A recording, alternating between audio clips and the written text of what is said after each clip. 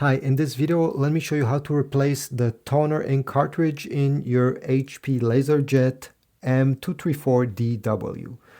So to replace it, very easy, you're gonna grab the top portion, the one with the scanner, and you're gonna pull up.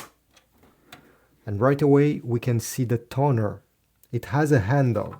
Glide your finger, they're supposed to go over here, and pull towards yourself. The toner will come out. This printer takes the HP 134A cartridge. I'll put a link towards Amazon in case you want to purchase a replacement one. I'll put a link towards an original HP cartridge and also a third party that cost less money.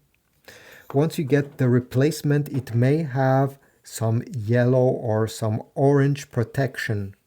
Remove that protection from the toner, grab it by the handle, and to insert it, it's quite easy.